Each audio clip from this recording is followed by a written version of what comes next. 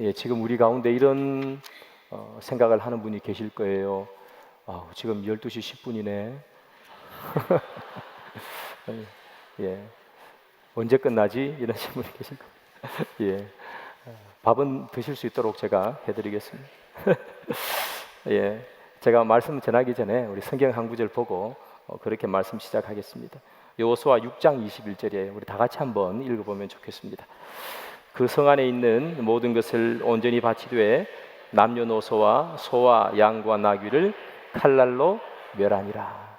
이 말씀은 이스라엘 백성들이 여리고 성을 정복할 때 이야기입니다.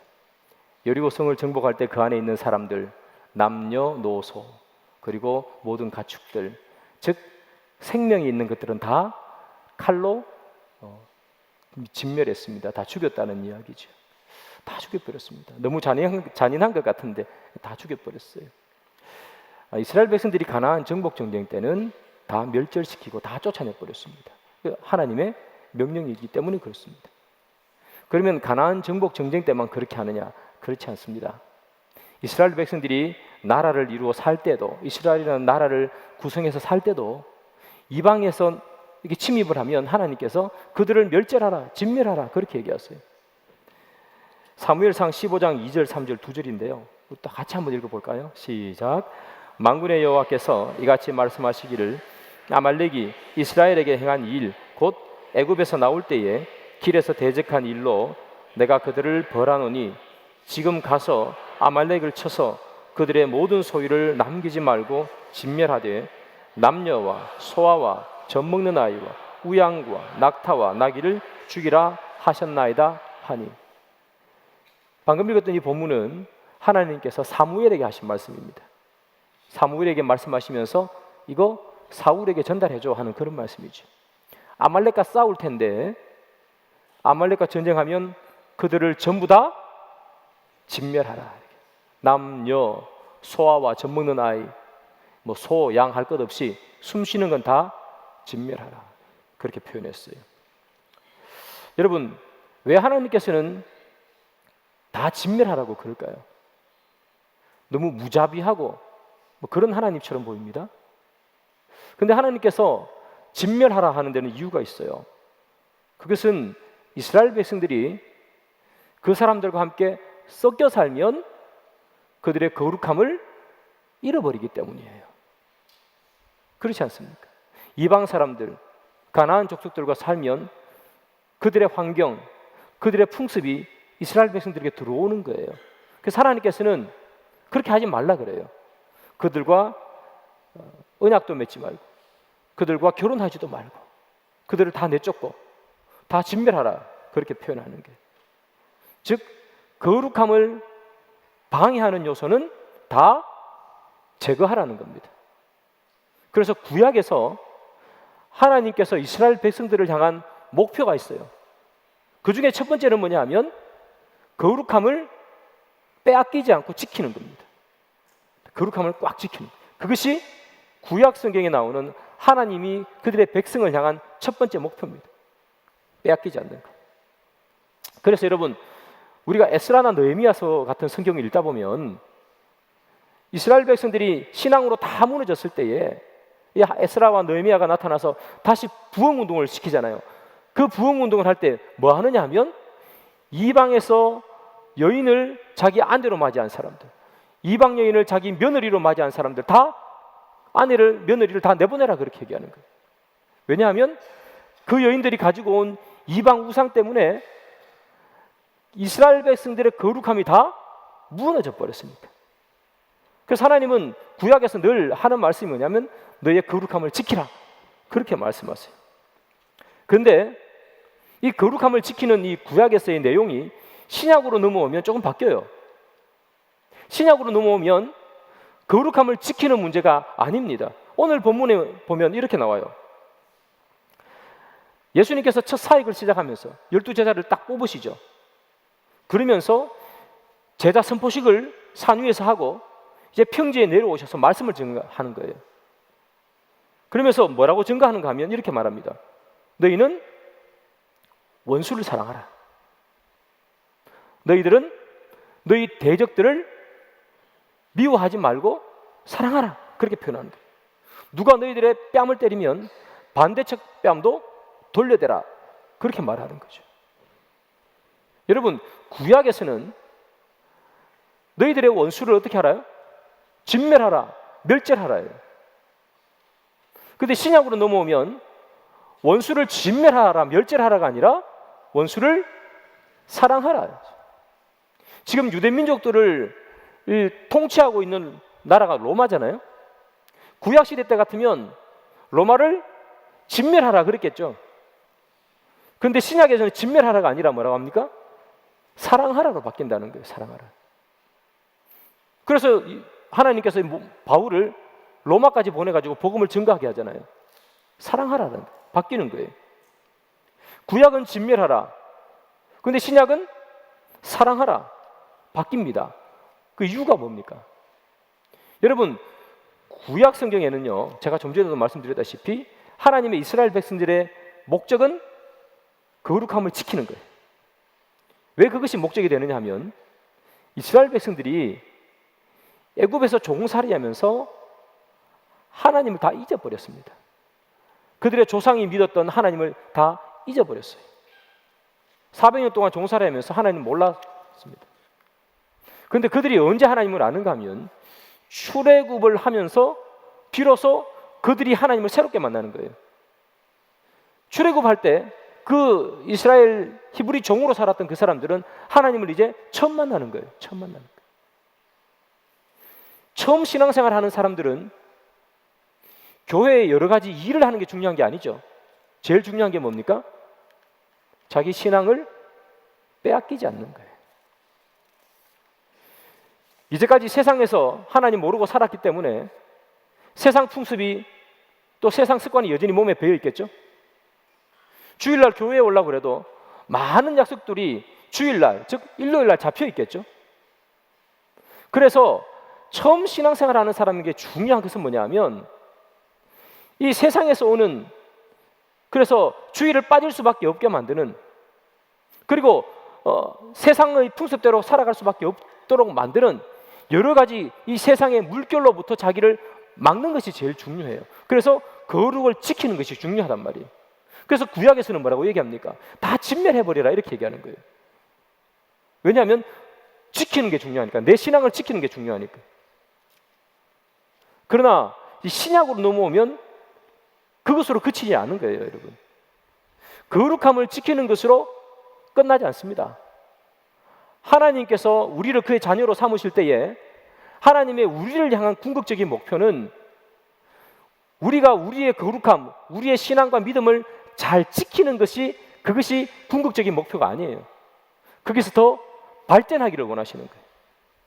어디까지 발전하기를 원하는가 하면 내 거룩함을 지키는 것이 아니라 그것이 발전해서 내 거룩함을 흘려보내는 것. 그것이 하나님이 우리를 향한 목적이고 목표입니다. 그 오늘 본문에 보면 원수를 사랑하라 그러잖아요. 우리의 거룩함을 누구에게까지 흘려보내는 것이 하나님의 목표입니까? 원수까지 흘려보내는 게 목표란 말이에요. 내 오른뺨을 때리는 사람에게, 그 사람에게까지 내가 왼뺨을 돌려대면서 내 거룩함을 흘려보내주는 거, 이것이 하나님께서 우리를 향한 목표란 말이에요. 그냥 내가 내 거룩함을 지키는 거. 그래서 처음 신앙생활하는 사람은 그게 중요하니까 예배 빠지지 않는 거, 그렇죠? 성경 꼬박 읽는 거, 이게 얼마나 중요해요.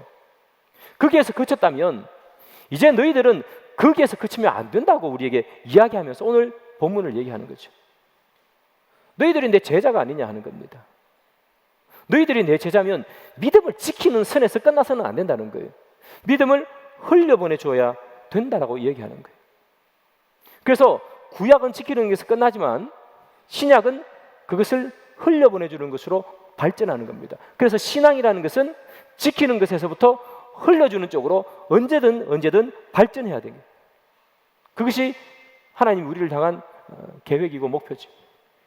여러분, 거룩함을 지킨다 하는 것이 무슨 의미냐면요, 거룩함을 지킨다는 건 이런 얘기죠. 나만 신경 쓰면 된다는 거죠. 나만 신경 쓰면. 내가 거룩함을 지켜야 되니까 나만 예배 빠지지 않고 잘 나오면 거룩함을 지킬 수 있습니다. 나만 성경 읽는 시간에 꼬박꼬박 성경 읽으면, 내가 말씀 듣는 시간에 꼬박 말씀을 들으면, 나만 내 스스로 나만 잘하면 내 거룩함을 지킬 수 있습니다. 내 남편이 예수를 믿고 안 믿고, 내 아내가 예수를 믿고 안 믿고, 아직 거기까지 여러분 신경 안 써도 되는 거예요. 내 거룩함을 지키는 게 먼저죠. 내가 이제 처음 신앙생활을 했는데 내 아내, 내 남편 교회에 오는 것까지 어떻게 다 신경 씁니까? 나도 제대로 안 세워져 있는데. 그래서 신앙생활 할 때 처음은요, 언제나 거룩함을 지키는 게 우선이라는 얘기. 그러나 시간이 지나면, 우리가 성도로서 성숙하면 지키고 있는 것만으로 끝나서는 안 된다는 거예요. 우리가 성숙하면, 신앙생활에 연륜이 쌓이면 내 신앙을 지키는 것, 즉 다시 말하면 예배를 빠지지 않는 것, 말씀을 꼬박꼬박 읽는 것, 이것으로 끝나지 말아야 된다는 거예요. 흘러보내줘야 됩니다. 내가 예수를 믿는 내 이 믿음을, 은혜를 흘려보내 주어야 된다는 거예요. 그래서 처음 신앙생활 할 때는 내 남편 예수 믿고 안 믿고가 그렇게 중요하지 않아요. 일단 내가 잘 믿는 게 더 중요해요. 근데 신앙생활이 하고 나면, 흘러가면 이제는 나만 신경 써야 되는 것이 아니라 이 내 거룩함을 흘려보내줘야 되기 때문에 그것을 받는 사람에게도 우리가 신경을 써야 된다는 얘기예요.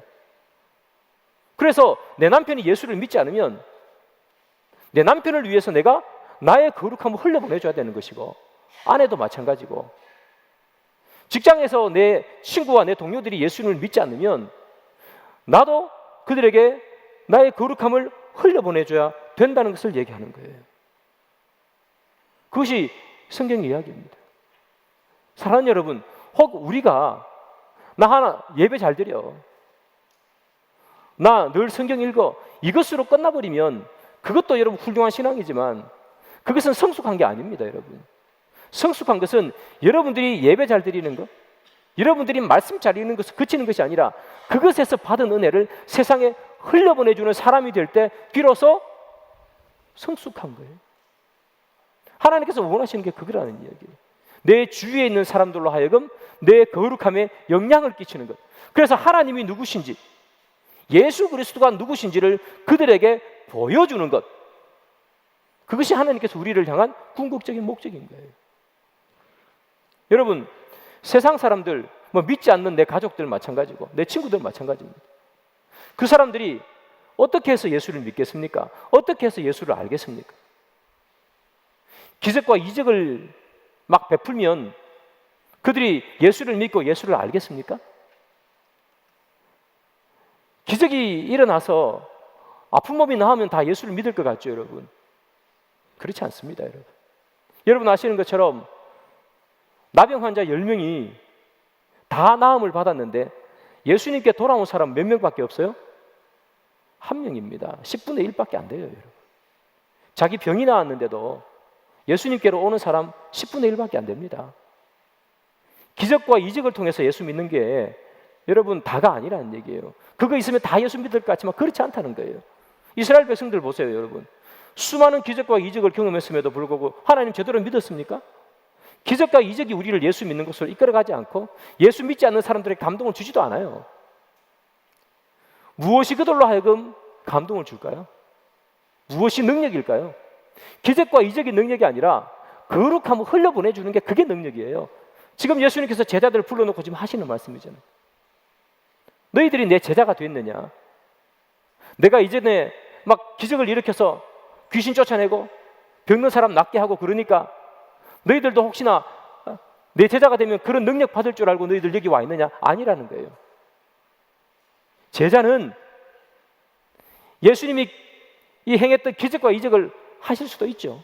그러나 더 중요한 내 제자가 되는 첫 번째 조건은 뭐냐면 오른뺨을 맞으면 왼뺨을 돌려댈 수 있어야 된다는 거예요. 원수를 사랑할 수 있어야 된다는 거예요. 그래서 너희들이 가지고 있는 믿음을 네 오른뺨을 때린 사람에게 믿음을 흘려보낼 수 있어야 된다는 거예요. 그게 제자라는 거예요. 그게 너희들의 삶의 목표라는 거예요. 내가 너희를 향해 하나님의 자녀로 삼은 내가 너희를 향해 세워놓은 목표라는 거예요. 잊지 말라는 거예요. 사랑하는 여러분, 하나님께서 우리에게 바라시는 건 뭐냐면 우리의 신앙 잘 지키는 게 그게 끝이 아닙니다. 그것에서 시작해서 우리의 믿음을 흘려보내주는 거예요.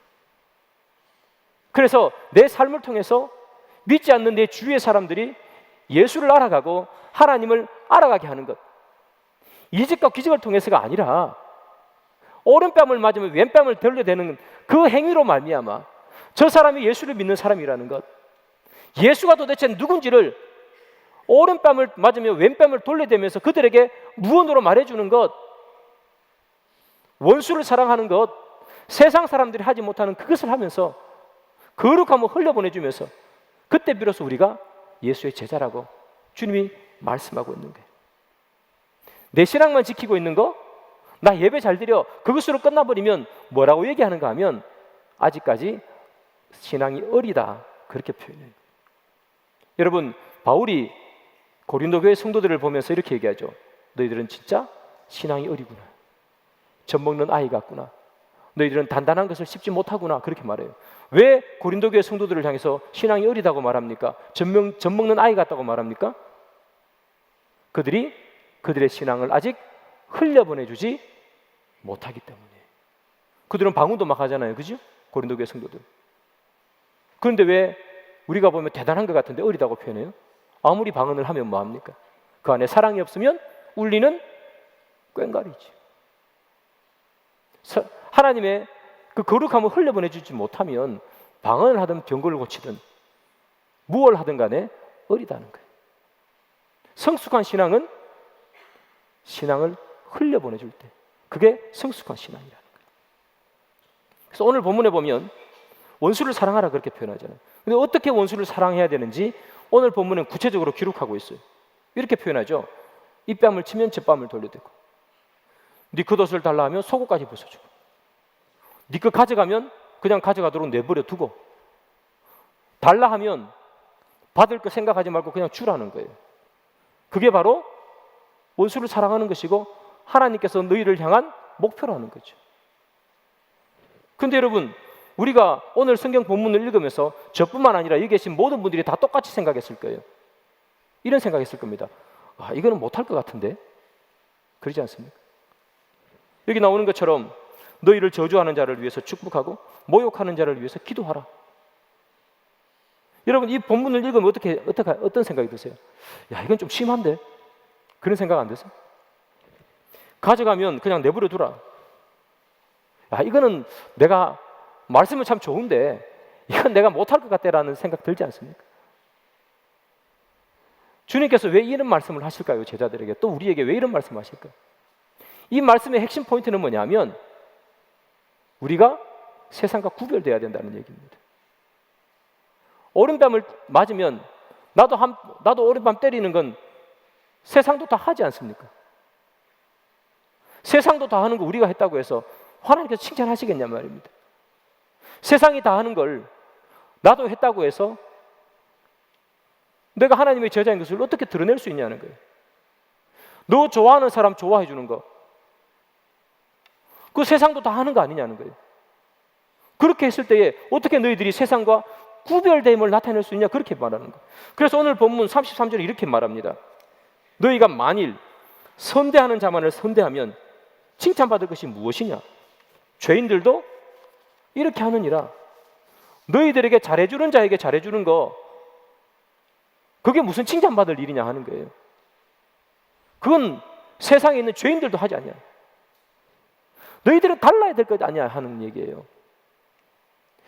너희들은 이제 예수님의 나의 제자가 되지 않냐. 너희들은 내 제자가 됐기 때문에 제자 되기 전과 후는 달라야 되지 않겠냐. 이전에는 네가 네 좋아하는 사람만 좋아하고 싫어하는 사람 싫어하고 그렇게 살았지. 그렇게 해도 별 문제가 안 됐지만, 그러나 내 제자가 된 이상 너희들은 이제 무엇으로 나아가야 되는가 하면 너희들을 선대하는 사람만 선대하는 것이 아니라 원수를 사랑하고 그리고 너를 저주하는 자를 축복할 수 있어야 되느니라. 그렇게 할 때 비로소 너희들의 거룩함이 흘러나가는 것이고, 그렇게 할 때 너희들이 예수님 믿는 자와 안 믿는 자를 구분할 수 있는 기준을 만들어주는 것이 아니냐, 그렇게 표현하는 거예요. 누구도 하지 못하는 일, 원수를 사랑하는 일, 우리가 그걸 함으로써 우리가 하나님의 자녀임을, 우리가 거룩한 자임을 세상에 흘려보내라는 얘기예요. 주님은 그럴 때에 너희들을 칭찬하겠다는 거예요. 너희들을 선대하는 자를 선대하는 것, 죄인도 하는 일인데 그걸 내가 왜 칭찬해 주냐는 얘기죠. 세상이 하지 못하는 것을 할 때 그때 칭찬해 주는 거 아니냐, 그때 구별되는 거 아니냐, 너희들이 구별되는 삶을 살 때 그때 비로소 내가 칭찬해 주겠다고 그렇게 말하는 거예요. 그렇다면 여러분 이런 생각하죠. 아유, 주님, 그래도 어떻게 원수를 사랑할 수 있습니까? 내가 아무리 예수를 믿어도 이 원수를 이렇게 보고 그 마음이 막 흥분하고 너무 사랑하는 마음이 생기고 너무 좋아하는 마음이 생기고 그를 위해 축복하는 마음이 생기는 게 이게 가당키나 합니까? 그렇게 말할 수 있잖아요. 불가능하죠. 원수인데 어떻게 그런 마음이 가능합니까? 원수까지는 아니라도 내가 좀 싫어하는 사람 있잖아요. 원수는 아니라도 좀 불편해하는 사람, 그런 사람만 봐도 내 마음이 불편한데 어떻게 원수를 보면서 내 마음이 기뻐하고 즐거워하고 그를 축복해 줄 수 있고 그를 사랑할 수 있냐? 여러분, 성경이 원수를 사랑하라고 할 때 그 사랑함은 감정적인 의미의 사랑함이 아닙니다. 내 감정이 바뀌어가지고 원수를 보면 막 내 가슴이 콩닥콩닥 뛰고 그를 위해서 막 축복해 주고 싶고, 내가 믿음이 너무 강력해가지고 원수를 보면 마음이 너무나 즐겁고 기쁘고, 그런 말을 하는 거 아니에요. 여러분, 원수를 사랑하라는 말은 감정적인 의미로 사랑하라는 얘기가 아니라 의지적인 의미로 사랑하라는 게, 의지적인 의미. 내가 원수를 보면 막 한 대 때리고 싶지만 그럼에도 불구하고 말아 꾹 참고 손을 내밀으라는 거예요. 내 마음은 그렇지 않지만, 내 마음은 진짜 한 대 때리고 싶지만 우리는 하나님의 자녀이기에 구별되게 살아야 하기 때문에 한 대 때릴 손으로 때리지 않고 손을 내밀어 악수하고, 정말 원수를 보면 저주의 기도를 퍼붓고 싶지만 그러나 하나님의 자녀이기 때문에 마음은 그렇지 않을지라도 그냥 입으로라도 말하는 얘기예요. 축복의 말을 내뱉으라는 거예요. 다른 사람들이 볼 때, 야, 쟤는 원수 사이인데도 어떻게 축복을 하네? 마음은 썩어 문드러지는 거 사람들이 어떻게 봐요? 마음인데 못 보잖아요. 그러나 겉으로라도 하라는 것이 바로 이 사랑하라는 의미입니다. 사랑하라는 말은 감정적인 말이 아니고 의지적인 말이에요. 여러분, 이를 꽉 깨물고 원수가 나타나면 어떻게 하라는 거예요? 안녕하세요, 식사하셨어요? 잘 지내시죠? 그렇게 하라는 거예요.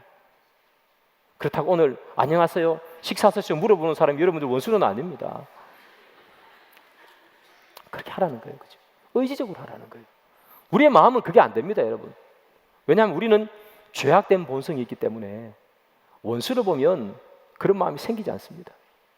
그러나 신앙을 가지고 있고 우리가 거룩함을 지키는 선에서 끝나는 것이 아니라 거룩함을 흘려주기 위해서 뭐 하라는 거죠? 원수를 사랑하라는 거예요. 보기 싫어도 인사하고, 기분 나빠도 기분 안 나쁜 척하고 그렇게 지내라는 거예요. 그게 뭐라는 얘기입니까? 능력이라는 거예요. 아픈 사람 고쳐주고 앞 안 보이는 사람 낫게 해주는 것도 능력인데, 내가 분노로 가득 찬 이 마음, 사랑할 수 없는 이 마음을 누르고 손을 내미는 거, 그게 진짜 능력이라는 거예요. 그게 될 때 예수가 전파된다는 거예요. 주님이 오늘 하시는 말씀이잖아요. 제가 이렇게 설교했음에도 불구하고, 그럼에도 불구하고 우리 이렇게 생각하는 사람이 있습니다. 목사님, 그래도 그건 아닌 것 같습니다. 아무리 생각해도 그건 좀 힘들 것 같습니다 하는 사람들이 있습니다. 우리 주님께서 우리의 연약함을 아시고 오늘 이 평지설교의 마지막 부분에 이렇게 말씀하십니다. 다 같이 한번 읽어보겠습니다. 마태복음, 누가복음 6장 46, 47절입니다. 시작. 너희는 나를 불러 주여 주여 하면서도 어찌하여 내가 말하는 것을 행하지 아니하느냐? 내게 나와 내 말을 듣고 행하는 자마다 누구와 같은 것을 너희에게 보이리라. 주여 주여 하면서도 어찌해요 내가 말하는 것을 행하지 않느냐? 어찌 내가 말한 것을 행해볼 생각도 안 하느냐? 마치 우리의 마음을 그대로 읽는 것처럼 말씀하지 않습니까? 여러분, 예수님께서 어찌해서 내 말하는 것을 행하지 않느냐? 이 말씀을 하시고 그 뒤에 비유를 말씀하세요. 무슨 비유냐 하면 이 모래 위에 지은 집, 반석 위에 지은 집 비유하세요. 내 말을 듣고 행해보지도 않고 목사님 그거 안 됩니다 하는 사람은 어디에 지은 집이라고요? 모래 위에 여러분들의 믿음을 지은 사람이라는 거예요. 부족하지만 넘어질 것 뻔히 알지만 그럼에도 그것이 우리의 신앙의 목표와 기준이 되어서 넘어질지라도 내가 한번 해보겠습니다. 내가 저 사람 정말 밉지만 내가 기도 한번 해보겠습니다. 그렇게 우리의 신앙의 목표를 세우는 사람, 그 사람은 반석 위에 여러분들의 신앙을 세우는 사람이라고 말하는 거예요. 사랑하는 여러분, 주님이 원수를 사랑하라 그 하신 말씀은 진짜 원수를 사랑하라는 이야기입니다. 말씀드렸다시피 마음은 아닐지라도 겉으로라도 하라는 거예요. 그것이 주님이 우리에게 주신 명령입니다. 그리고 그럴 때에 비로소 우리의 거룩함이 흘러갑니다. 우리의 거룩함이 어떻게 흘러갈까요, 여러분? 성경책 끼고 다니면 우리의 거룩함이 흘러가는 게 아니에요. 오른뺨을 맞으면 왼뺨을 내밀 때 우리의 거룩함이 흘러갑니다. 겉옷을 달라 할 때 속옷을 줄 때 흘러갑니다. 때로는 그것을 실패해가지고 하나님 앞에 하나님 내 또 실패했습니다. 그런데 성공하고 싶습니다. 내 인생에 한 번이라도 그렇게 한번 살아보면 좋겠습니다 라고 울부짖을 때 그때 거룩함은 흘러가는 거예요. 누가복음 6장 36절을 한번 읽겠습니다. 다 같이 읽습니다. 너희 아버지의 자비로우심 같이 너희도 자비로운 자가 되라. 자비로운 자가 되라. 아버지처럼이죠. 하나님께서 불평불만이 많은 이스라엘 백성들을 다 사랑해 주셨잖아요. 하나님께서 그들을 치려고 하셨으면 언제든지 치셨겠죠. 예수님도 마찬가지지 않습니까? 뭘 죄짓고 믿음 없는 우리를 위해서 십자가에 돌아가시잖아요. 원수를 사랑하는 건 불가능해 이렇게 얘기했으면 우린 다 죽었습니다, 여러분. 그러나 원수까지도 사랑하시는 예수 그리스도, 우리 하나님의 은혜 때문에 우리가 이 자리에 있는 것입니다. 그래서 주님이 우리에게 명령하는 거예요. 내가 너희들에게 모범을 보인 것처럼 너희들도 원수를 사랑하라. 그것이 내가 너희들을 하나님의 자녀로 세운 궁극적인 목표니라. 너희들이 원수를 사랑할 때 그때 비로소 너희들의 신앙과 믿음과 거룩함이 흘러가지 않겠느냐. 그때 비로소 내가 천하에 하나님 이미 선포되지 않겠느냐. 그렇게 말하는 거예요. 예수가 하나님을 선포하는 방법이 많습니다. 그러나 가장 능력 있고 가장 힘 있는 방법이 뭡니까? 바로 이거라는 얘기예요. 거룩함을 흘려 보내줄 때. 사랑하는 여러분, 말씀의 결론을 맺습니다. 우리의 신앙이 예수를 믿는 것으로 끝나서는 안 됩니다. 우리의 신앙이 예배 잘 나오는 것으로, 헌금 잘 내는 것으로 끝나서는 안 됩니다. 거기에서 끝나버리면 너무나 어린 신앙이고 약한 신앙입니다. 내 것 하나 지키는 것밖에 안 되지 않습니까? 우리의 신앙은 예배를 잘 드리고 헌금을 잘 내고 거기에서 끝나는 것이 아니라 내 신앙을 흘려보내줄 때, 그때 비로소 우리는 성숙한 성도, 주님께서 원하시는 성도, 즉 제자가 되는 것이에요. 사랑하는 여러분, 정말 성숙한 성도, 우리가 가지고 있는 하나님께 받은 이 은혜, 이것을 원수까지라도 흘려보내주기를 결단하시는 그런 여러분 되기를 주님의 이름으로 축복합니다.